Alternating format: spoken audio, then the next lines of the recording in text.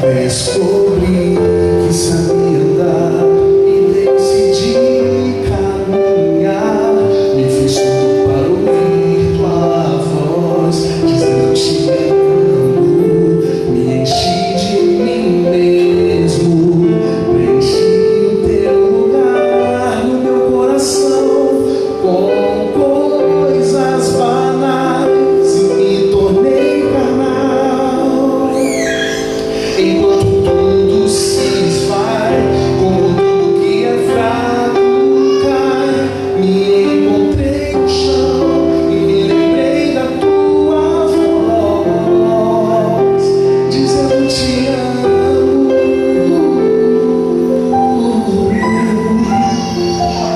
Descobri que sabia andar e decidi caminhar. Me fiz tudo para ouvir tua voz, dizendo te amo.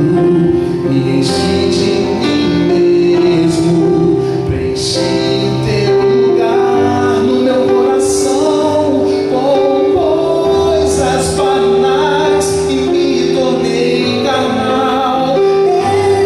Enquanto tudo se esvai, como tudo que é fraco cai, me encontrei no chão e me lembrei da tua voz, dizendo te amo. Olha para mim, preciso de ti. Eu quero sentar em tua mesa e te chamar de pai. Olha para mim, caminhei e me perdi. Olha para mim, Senhor. Quero me entregar, quero me envolver, quero entender esse amor que na cruz me ensinou. Quero me entregar, quero me envolver, quero entender esse amor que na cruz me ensinou. Quero me entregar, quero me envolver, quero entender esse amor que na cruz me ensinou. Olha para mim, preciso de ti. Eu quero sentar em sua mesa e te chamar de pai. Olha para mim, eu caminhei e me perdi. Olha para mim, meu pai. Olha para mim, Senhor.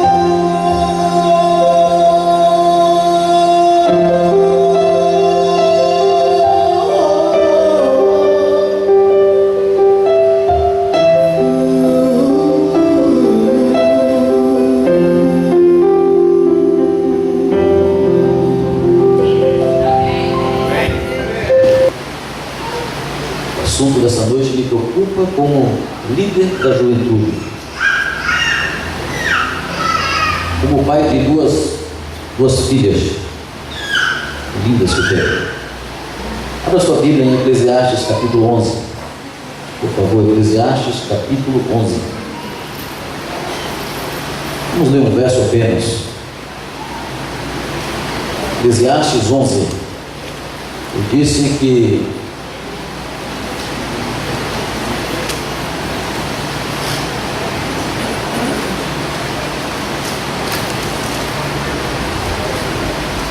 você não pode perder amanhã. O pastor, todo orador de sinal de oração, ele fala isso. É que nós reservamos um tema muito especial para amanhã. Esse tema de amanhã, irmão, sem dúvida pode mudar a história da sua vida. E então eu julgo de suma importância a sua presença aqui amanhã outra vez. Eclesiastes capítulo 11, o versículo 9 diz assim: alegra-te, jovem, na tua juventude, e recreie-se o teu coração nos dias da tua mocidade. Anda pelos caminhos que satisfazem ao teu coração e agrada aos teus olhos. Sabe, porém, que de todas essas coisas Deus te pedirá contas. O verso 10: afasta, pois, do teu coração o desgosto e remove da tua carne a dor, porque a juventude e a primavera da vida ele classifica, identifica como vaidade. Querida igreja, muitos jovens, muitos de nossos jovens perderam a capacidade de distinção entre o certo e o errado. Nós vivemos em um contexto, vivemos em uma realidade onde muitos dos nossos jovens não aceitam os sonhos e os valores dos seus pais. Como corrigir o problema apontado por uma professora de filosofia, quando ela fez a seguinte afirmação: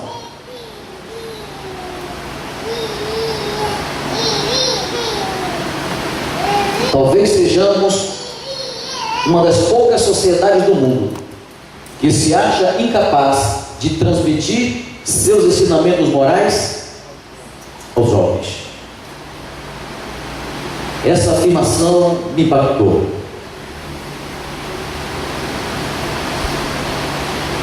Porque eu não escutei apenas a afirmação, mas todo o contexto da palestra que ela ministrava ali na faculdade. E agora, irmãos, eu chego em casa, veja como pastor, eu começo então a pensar que, como cristãos, nós tentamos nos consolar com a ideia de que os nossos jovens, eles não se encaixam nessa afirmação.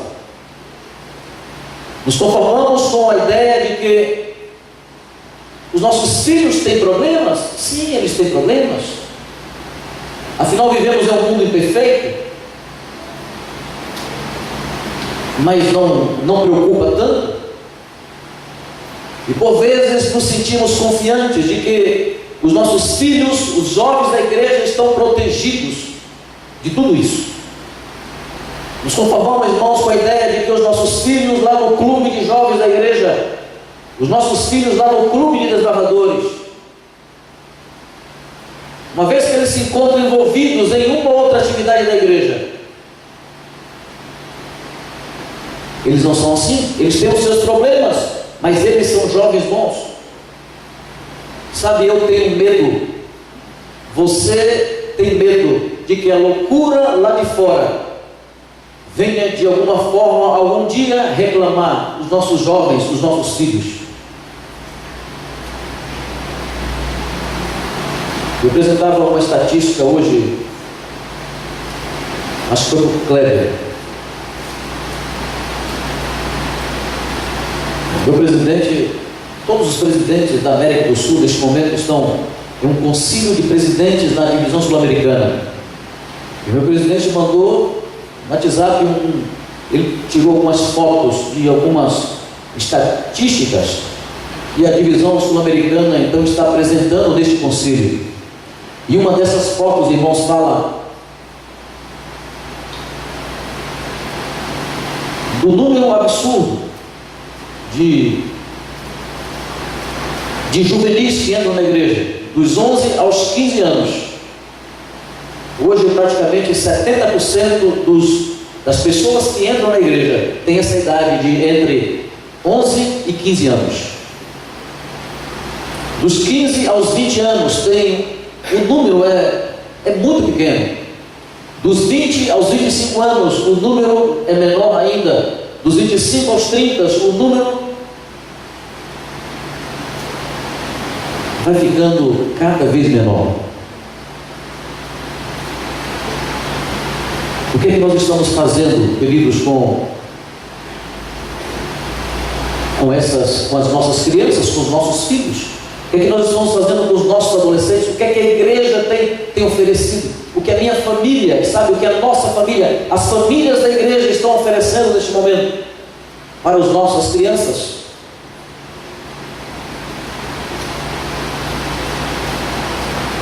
Nós sabemos que da mesma forma que entra pela porta da frente, nós temos uma porta do fundo também aberta.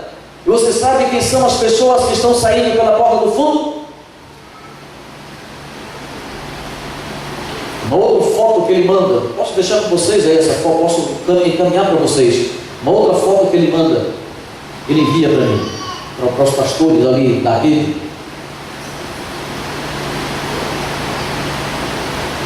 As pessoas que estão saindo pela porta do fundo não são jovens que entraram na igreja já jovens. As pessoas que estão saindo pela porta do fundo são essas crianças entre 11 e 15 anos. E a gente fica, irmãos, pensando o que é que nós estamos fazendo com essas crianças. Porque no batismo da primavera, no Caleb e tantas outras oportunidades, eles então chegam até esse tanque batismal entusiasmados.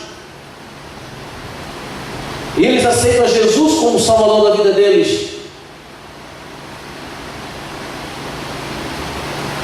E pelo menos metade deles abandona a igreja depois.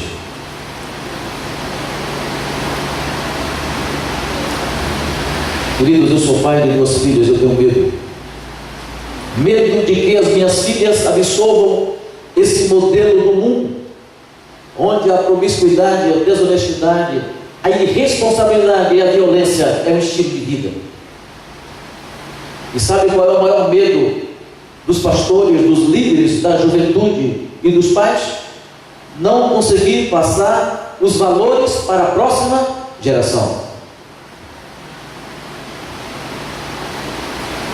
Nós tememos, irmãos, a influência da escola. Estava com o Kleber hoje, ele passou um pedaço de um DVD de algumas palestras de uma senhora chamada Damares. Eu já havia escutado falar nela, mas nunca tinha assistido nada. Eu não a conhecia, a fisionomia dela, como conheci hoje no vídeo. Ela tem algumas falas ali no YouTube. Minha esposa já falou dela para mim. E eu assisti hoje um pedacinho de um vídeo. Eu disse, Kleber, olha, passe isso na igreja. Eu disse, estou pensando, pastor, em passar isso para a igreja. Eu falei, passe, são várias palestras. E parece mentira, irmãos. E vocês depois vão assistir o que está acontecendo. Como as nossas crianças estão sendo influenciadas na escola, ainda mesmo quando elas têm 6, 7, 8, 10 anos de idade. Como não temer, irmãos, a influência da escola? Nos preocupamos com os efeitos da mídia, trememos diante do potencial de impacto de uma cultura que parece estar explodindo em nosso rosto. E ficamos imaginando se a influência de fato da igreja, os nossos filhos ali como aventureiros, no clube de depravadores, envolvidos no ministério jovem, são suficientes, juntamente com a influência do nosso lar, para contrabalançar as forças que estão ameaçando e destruindo os nossos filhos. Na verdade, há muita razão, há muitos motivos para essa preocupação. 43 líderes, irmãos, cristãos se reuniram em um simpósio em Dallas, no Texas. Esses 43 líderes, eles estavam ali reunidos para discutirem o problema da juventude. E sabe o que eles identificaram como o problema predominante da juventude nos dias de hoje? Isso aí: perda do sistema de valores baseado onde? Na Bíblia. Uma semana em Dallas, no Texas, pastores renomados discutindo a problemática da juventude. E o consenso, irmãos, no final desse simpósio, foi isso aí: perda do sistema de valores baseado na Bíblia. Muitos dos nossos jovens perderam a capacidade de distinção entre o certo e o errado. As coisas estão acontecendo na vida deles e por aí, na frente deles, e parece normal. O que era escândalo ontem, hoje já não é mais. Sabe, eu tenho uma impressão de que parece que a gente vai se acostumando com tudo. É que temos, de fato, absorvido, irmãos, os valores distorcidos de uma sociedade doente. 6, 7 anos mais precisamente, eu fui a São Paulo fazer uma semana de oração. E naquela semana de oração eu fui à Avenida Paulista. Eu tenho um primo que trabalha na Avenida Paulista, em um daqueles prédios, escritórios. Eu fui lá visitá-lo. Na verdade, eu fui com ele passear. E eu estava ainda dentro do carro, estávamos passando pela Avenida Paulista, e eu fiquei escandalizado quando eu presenciei 2 homens se beijando. Eu havia já visto alguma coisa na internet, havia visto alguma coisa já em revistas, mas pessoalmente eu nunca tinha visto aquilo ali, e eu fiquei escandalizado. E esse negócio, irmãos, vem crescendo. E aquele beijo gay da última novela das 8 da Globo impactou a sociedade de tal maneira, e você e eu não fazemos ideia. Existe toda uma estratégia, queridos, do diabo, do inimigo. Aqueles atores ganharam muito dinheiro para dar aquele beijo, e aquilo ali impacta a sociedade de tal maneira que a partir daquele beijo muita coisa mudou na cabeça, no conceito da sociedade sobre o beijo gay, entende? Agora, meu Deus, que tempo é este que o Senhor então nos proclama para estender o estandarte do Evangelho? Como passar os valores, os nossos valores, os valores da sua palavra para os nossos filhos, mesmo quando eles têm 4, 5 e 6 anos de idade? O que vai acontecer se Jesus não voltar, irmãos, daqui a 10 anos? Como impedir que os nossos jovens, que as nossas crianças sejam influenciados, irmãos, pela maneira de pensar e pelo comportamento que está arruinando ao nosso redor? A nossa juventude está em melhor situação do que aqueles que não frequentam a igreja. Claro, eu não tenho dúvida disso. Mas, querida igreja e queridos pais, neste momento um grande número de jovens está envolvido sexualmente. Neste momento um número excessivo de jovens da nossa igreja está mentindo. O número excessivo deles está neste momento enganando, machucando outras pessoas, agredindo seus pais com palavras e fisicamente.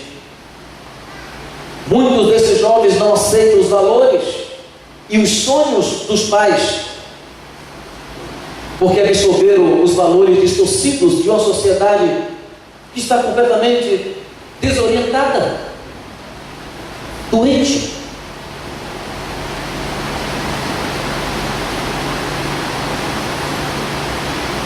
Podemos salvar nossos filhos? Podemos, queridos, salvar a juventude?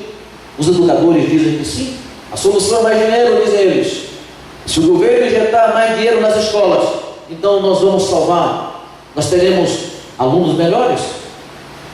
Os ativistas dizem que a solução é justiça, e eles pregam então a erradicação da justiça. Mais policiamento, eles dizem, mais prisões, mais oportunidades de emprego.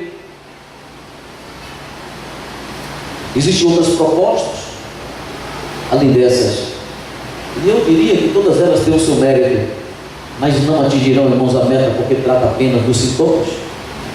O problema que nos rodeia é muito mais profundo e não será resolvido até eu e você identificarmos a sua raiz. Mas o que importa, irmãos, é como ajudar os nossos jovens, as nossas crianças a escolher o caminho certo. Eu tenho 3 propostas nessa noite para falar para vocês. E a primeira dela, apresentando a elas ou a eles convicções sólidas sobre a verdade. Não se engane, seus filhos, os nossos filhos estão confusos quanto à verdade. É que eles estão sendo criados numa sociedade que rejeita e tem o máximo as noções de verdade. Os nossos filhos, irmãos, eles estão neste momento se desenvolvendo em uma sociedade que rejeita ao máximo as noções de moralidade. A verdade tornou-se uma questão de preferência, entende? Simplesmente. Os professores, irmãos, dos nossos jovens e filhos rejeitam as noções de verdade. E muitos dos nossos jovens de hoje afirmam que a verdade absoluta, por exemplo, não existe e que toda a verdade é relativa, ou seja, tudo é negociável. Precisamos dizer a eles que verdade absoluta é aquela que é verdade para todas as pessoas, em todas as épocas e em todos os lugares. É universal, entende? Ela é constante. Porque a maneira como os nossos jovens pensam a respeito da verdade haverá de influenciar, irmãos, grandemente, e por que não dizer completamente, o comportamento deles, as escolhas que eles vão fazer e as atitudes que eles vão adotar. Pasme, diante de uma carta poética, mas dolorosa, que uma jovem escreveu. E a gente é pego de surpresa algumas vezes. Olha, será que eu não coloquei? Coloquei. O próximo, por favor. Não, pode voltar. Volte mais. Não devo ter salvo. Tudo bem, mas eu vou ler aqui. Pasme, irmãos, diante da afirmação dessa jovem. Ela diz assim: pastor, o sexo me deu as maiores emoções solitárias que eu já experimentei. Ele me trouxe o medo como um dom e a vergonha como um vestido. Cegou os meus olhos com um falso amor e rasgou o meu coração. Pasme. Querida igreja, os jovens, os nossos jovens, as nossas crianças, eles não querem momentos breves. Os nossos jovens irmãos não querem as ilusões solitárias de um falso amor. Eles querem um sentimento autêntico, entende? Mas se eles não tiverem convicções sólidas da verdade, ou sobre a verdade, eles vão comprar falsificações. E é o que tem acontecido. Precisamos, queridos, apresentar convicções sólidas sobre a verdade para eles. O que é verdade universal, constante, e aquilo que é transitório e aquilo que pode mudar. Eu reafirmo, os nossos jovens, eles não querem as ilusões solitárias de um falso amor. Eles querem, irmãos, um sentimento autêntico.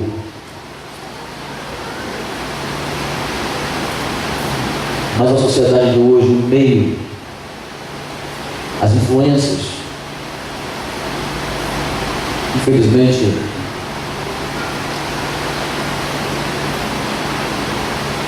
tem estragado os nossos jovens.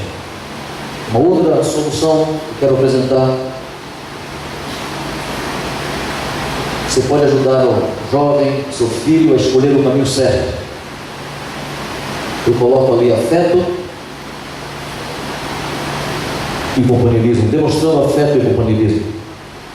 Você lembra no passado como, não tão remoto assim, como as famílias, elas costumavam demorar-se conversando à mesa do jantar? Mas hoje, irmãos, isso acontece apenas na frente da televisão, e num aposento ironicamente chamado de sala da família. Eu chego a alguns lugares onde as pessoas dizem: pastor, isso aqui é a sala da família.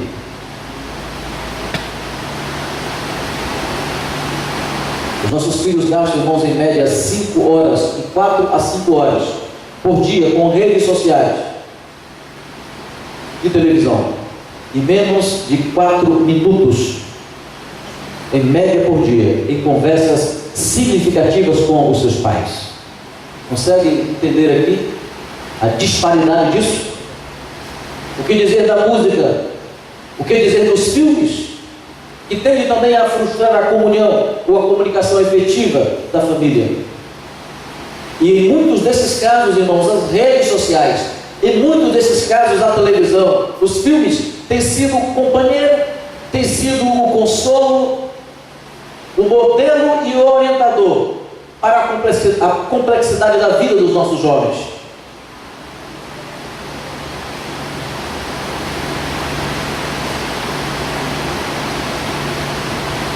Fizemos um acordo lá em casa há um ano e meio aproximadamente.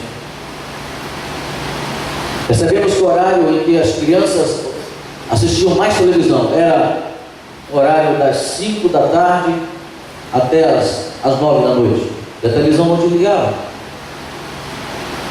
E fizemos então ali um acordo. Conversamos com as nossas filhas.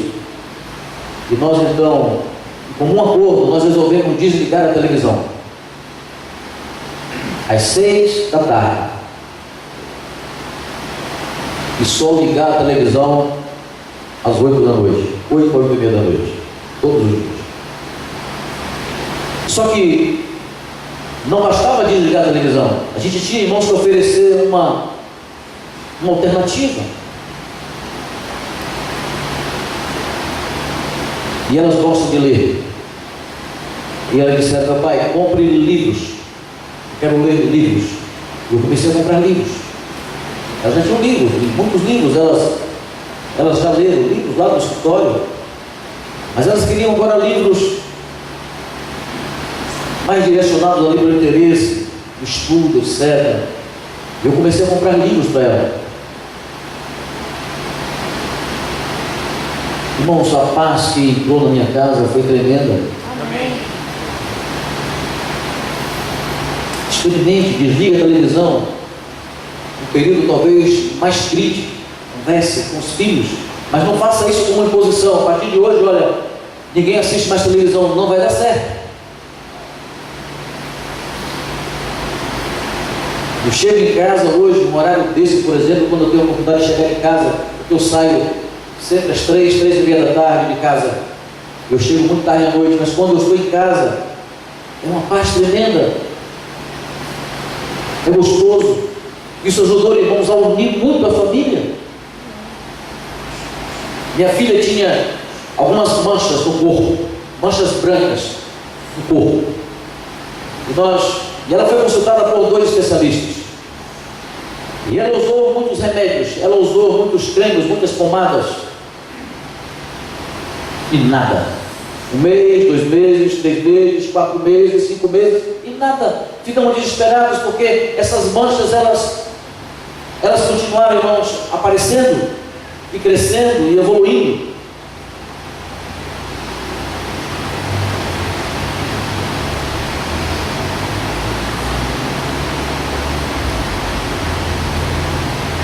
Quando dedicamos, irmãos, quando resolvemos de ligar a televisão e dedicamos tempo para ela, principalmente a mãe, por incrível que pareça, sem usar remédio, as manchas desapareceram. E nós descobrimos que o problema das manchas da nossa filha tinha que ver com ansiedade. Mas no contato com o pai e principalmente com a mãe, no contato mais próximo, a ansiedade dessa jovem em torno do Enem. A pressão é muito forte, queridos pais. Nós não fazemos ideia o que significa o Enem na vida de um jovem. as manchas desapareceram. Ela está em Salvador agora, morando com uma colega em um apartamento. Ela foi este ano para Salvador. Ela está se achando muito vulnerável agora. Ela está com muito medo de transitar de ônibus ali. Ela sai da faculdade à noite. Ela tem aula à tarde e à noite. Ela sai da faculdade às 10h30 da noite. Ela está morando num lugar não muito favorável, um pouco muito distante da faculdade. Ela se encontra ansiosa novamente. As manchas, há uma semana, começou a voltar.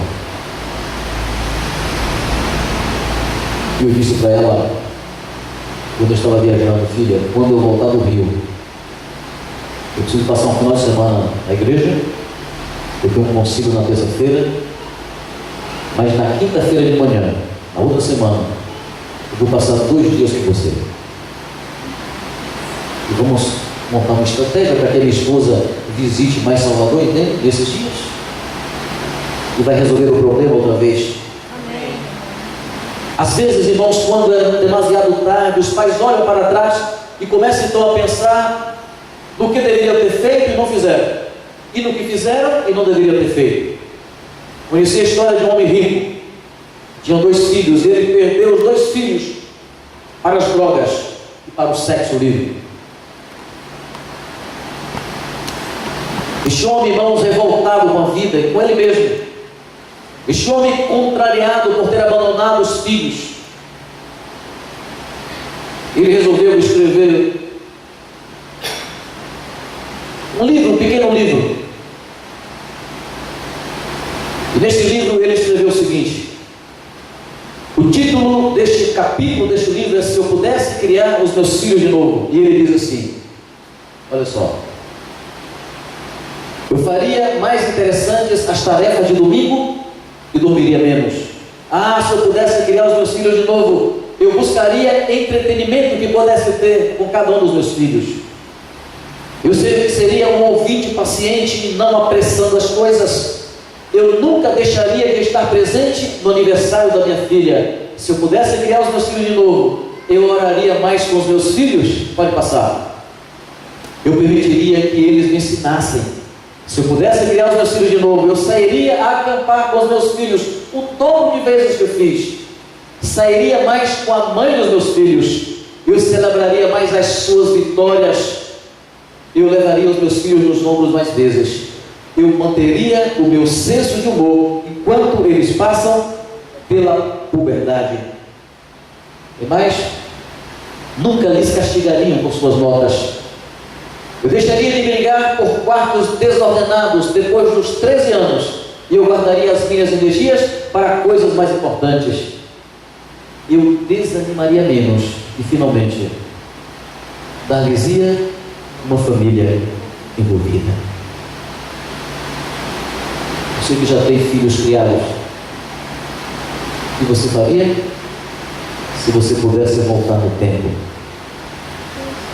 Querida igreja, qual a linguagem de amor dos nossos filhos, das nossas crianças? Precisamos investir na linguagem, senão eles vão comprar falsificações. Eu não esperava que esses 2 jovens, antes de talvez eu provocar, de eu perguntar, eles falassem na importância da estrutura familiar na vida deles. É isso mesmo.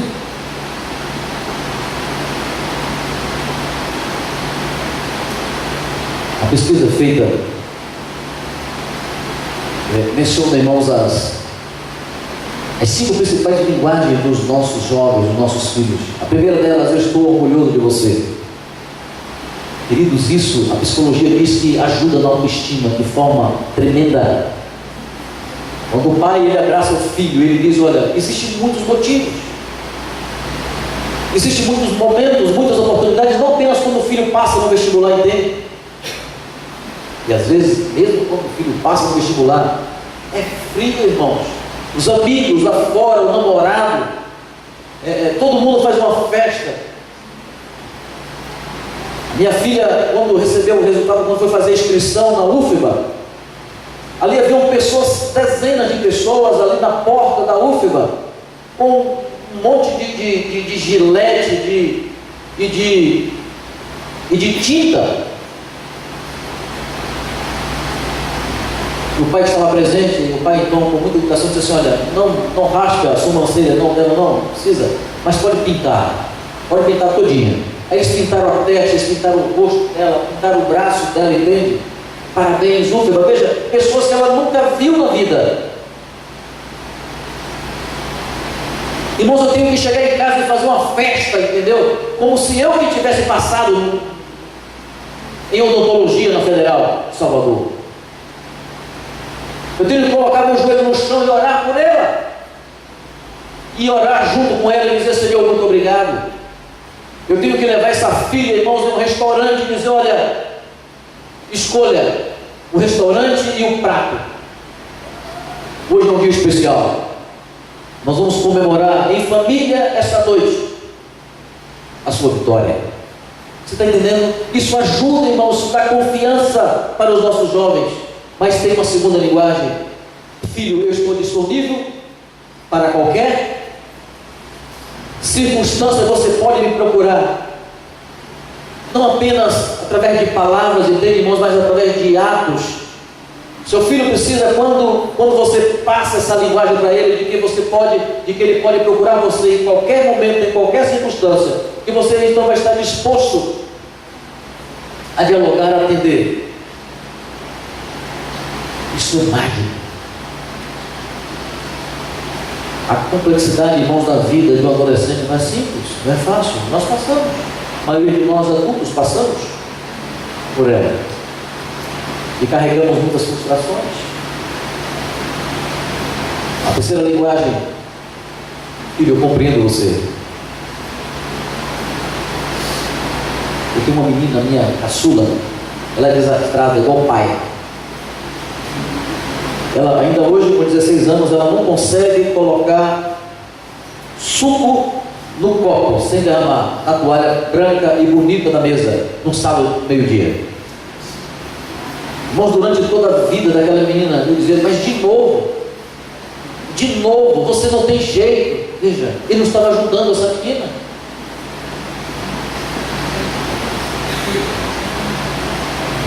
E a maturidade às vezes alcança, às vezes não, às vezes não alcança. Mas é bom quando alcança. E quando a maturidade, irmãos, alcançou nesse aspecto, um dia eu decidi então não falar nada. Eu engasguei, vontade de falar de novo, mas não tem jeito. Será que você derrama? Deixa eu colocar. Mas ela derramou. Eu fiquei em silêncio, todo mundo olhou para mim. E não reclamou. Irmãos, para que reclamar? Aquele negócio vai para a máquina de lavar.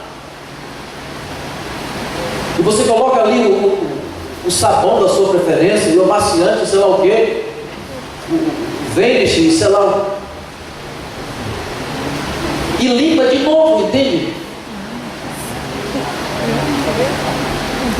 Quando um filho quebra um copo, veja, é comum. Quem não quebra copos? Mas a gente faz um barulho tremendo. Quando a esposa quebra um copo, você não fala nada. Entende?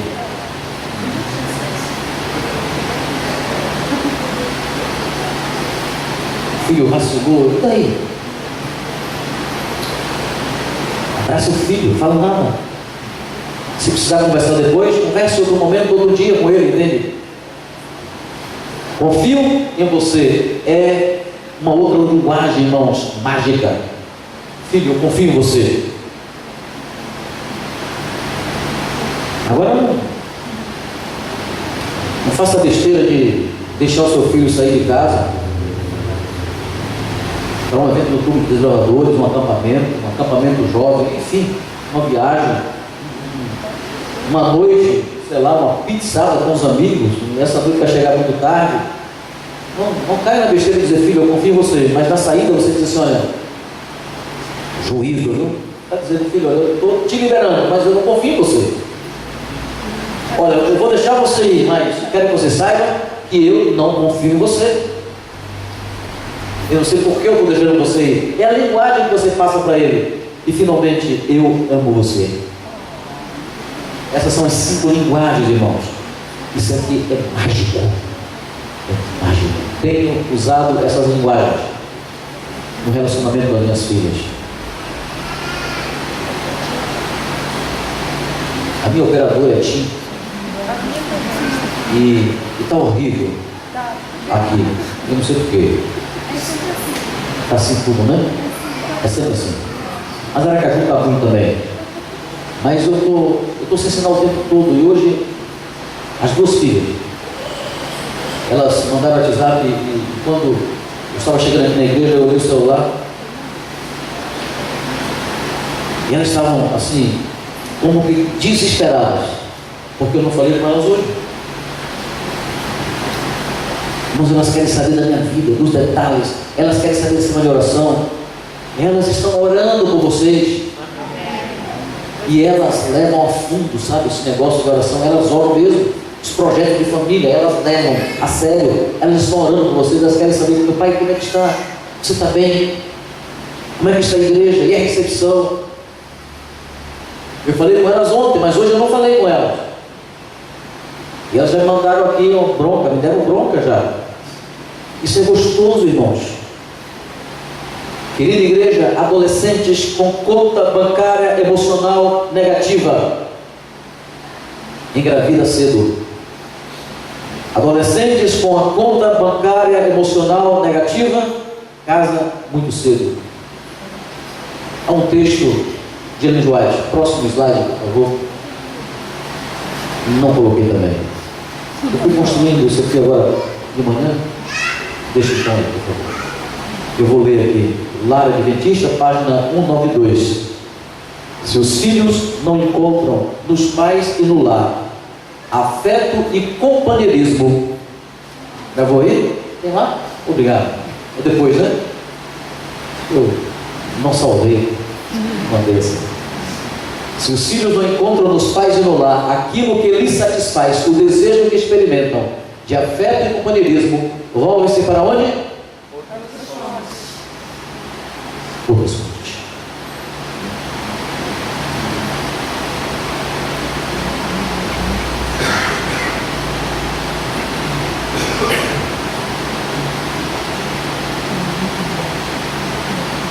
A terceira e última.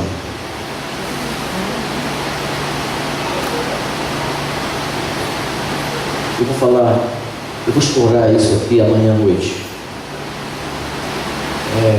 Talvez o meu melhor sermão, a minha melhor proposta para essa semana de oração amanhã à noite. Eu vou explorar isso aqui amanhã à noite. Prática da religiosidade no lar. É um outro aspecto que vai ajudar os nossos jovens na tomada, irmãos, de decisões. A presença da religião no lar. No texto do Adventista que eu coloquei aqui, página 319, diz assim: os deveres paroquiais devem começar no lar. Eu conheci esse texto,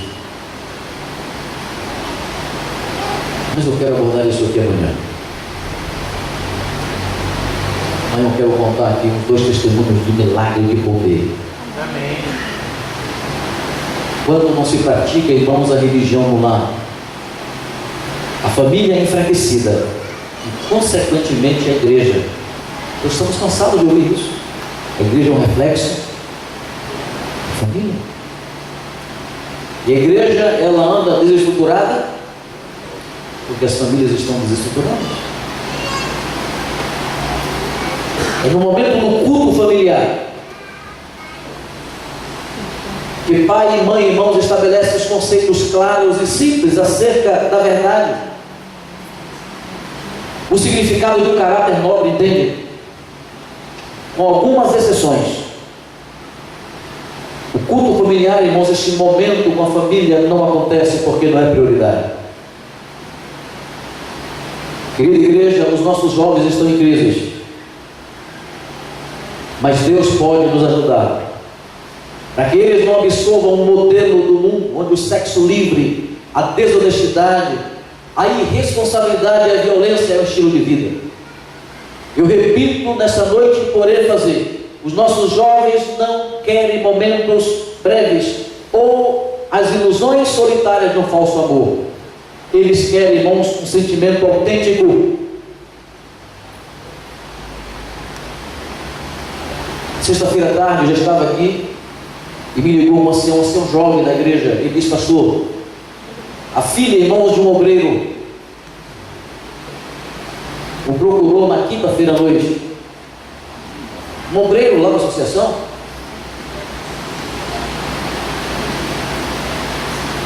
E disse para esse ancião jovem: eu vou fugir de casa. Ele estava desesperado. E ele me contava, ele disse: pastor, olha, ela pensa o tempo todo, são pensamentos e pensamentos o tempo todo. Às vezes ela diz que tem perdido o sono nessas últimas noites. Isso já aconteceu no passado, há um ano atrás, isso voltou novamente, agora com um volume, com um apelo maior, uma vontade de pôr fim à vida dela. Ela quer abandonar a casa dela, ela quer sumir do mundo. E o problema é o relacionamento dela com o pai. Mas qual é o problema, irmãos? O pai é ancião, o primeiro ancião de uma igreja. Ela frequenta a minha igreja por causa do clube de jovens, que é forte ali. Mas o pai dela é primeiro ancião de uma outra igreja vizinha. É um obreiro da associação. E ele não faz ideia, irmãos. Sabe por que ele não faz ideia? Porque ele é muito frio com ela. Ele não faz ideia, irmãos, porque talvez esse pai entenda ele como um bom provedor, talvez ele já está fazendo o papel dele. Mas preocupou esse ancião, por isso que ele me liga também, quando ela disse para ele assim: olha, eu já pensei várias vezes em me entregar para o meu namorado. Ele já tentou várias vezes e eu já programei me entregar para ele, mas ainda não consegui. Mas eu estou com muita vontade. Jovens, vamos apresentar convicções sólidas sobre a verdade. Não deixemos, queridos, que os nossos filhos comprem falsificações. Vamos amar de verdade os nossos jovens. Vamos gastar tempo, sabe, de qualidade com eles. Vamos investir na linguagem deles, na linguagem de amor deles. Diga que você o ama, não apenas com palavras, mas também com um toque. É possível que nessa noite eu esteja falando aqui para um pai que teve uma infância difícil. É possível que você, como pai, tenha sido rejeitado ou ignorado pelo seu pai. Você teve um pai talvez ausente e você não conseguiu conquistar o seu sonho de infância. É possível que você tenha um pai áspero, um pai muito frio. Quando a mãe do meu pai faleceu, ele tinha, irmãos, um aninho de idade. E ele foi então criado a partir de um ano, a partir do falecimento da mãe dele, ele foi criado pelos avós. Pela época onde só se dava um lápis, um novo lápis para um filho quando ele mostrava um pedaço do outro. Um relacionamento muito frio, muito áspero. E o meu pai importou, irmãos, esse modelo de educação para a família dele, embora com algumas vantagens, mas ele importou. Mas um dia eu entendi que eu não precisava importar o modelo ausente e um pouco frio do meu pai para o meu relacionamento com as minhas filhas. Eu não preciso. Aquilo que é positivo, então, certamente, então eu trago como herança coisas boas, bom caráter, uma boa índole e comportamentos outros positivos. Então eu trago comigo como algo especial. Mas aquilo, irmãos, que não me ajudou, eu deixo para lá. Eu compreendo meu pai. Eu estou vivendo uma situação muito mais favorável, um mundo mais favorável, em muitos aspectos, do que ele no passado. E eu entendi que eu precisava amar as minhas filhas, eu precisava tocar com respeito, viu? Evidentemente, tocar com respeito. Eu senti que eu precisava abraçar minhas filhas, eu senti que eu precisava beijar minhas filhas, eu senti que eu precisava, irmãos, dizer o tempo todo para elas, o meu sentimento por elas, que elas são especiais para mim, que eu a amo verdadeiramente.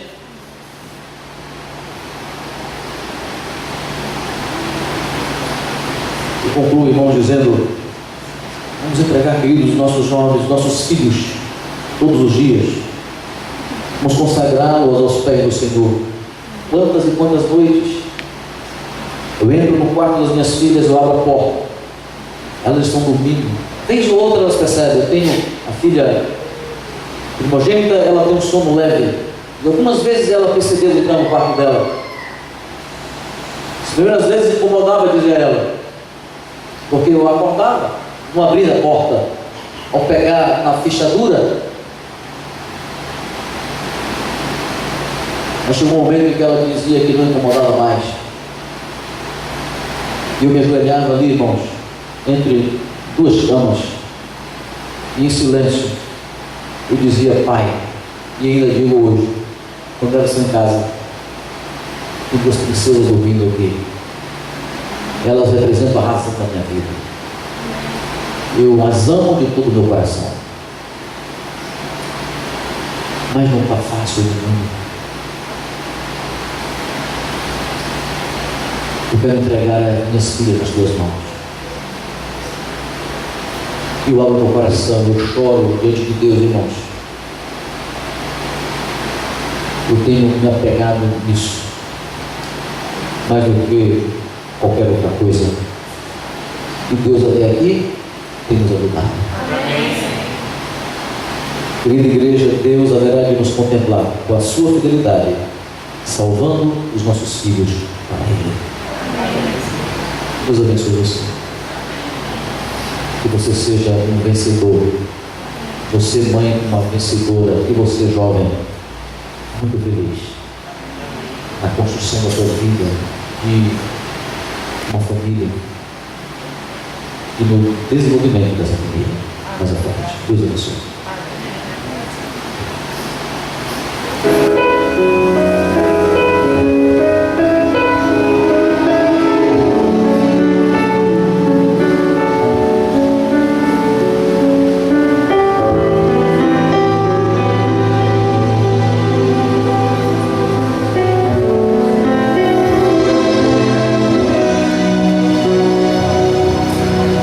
A maldição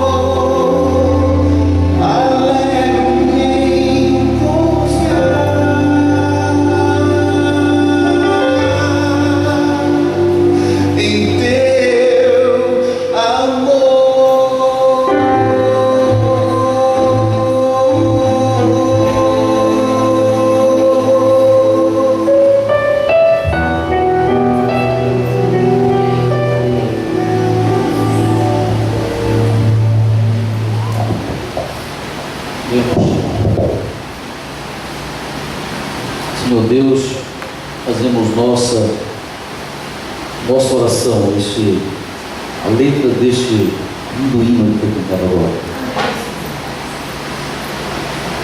Coloque, Senhor, os nossos lábios num cântico, para que possamos louvar o Senhor todos os dias. Amém. Queremos, ó Deus, ser as melhores influências e modelo para os nossos filhos e jovens. Nós sabemos, ó Deus, que eles a qualquer momento podem comprar falsificações se nós não apresentarmos para eles verdades sólidas, nós não amarmos, não abraçarmos, se nós não nos importarmos com eles. E finalmente, se nós não entregarmos, ó Deus, os nossos jovens, os nossos filhos ao altar do Senhor todos os dias. Salve os nossos filhos, ó Deus, para o Senhor. Amém, Senhor. Salve, ó Deus, as crianças dessa igreja. Amém, Senhor. Abençoa a todos. As estatísticas têm nos assustado a cada dia, a cada momento.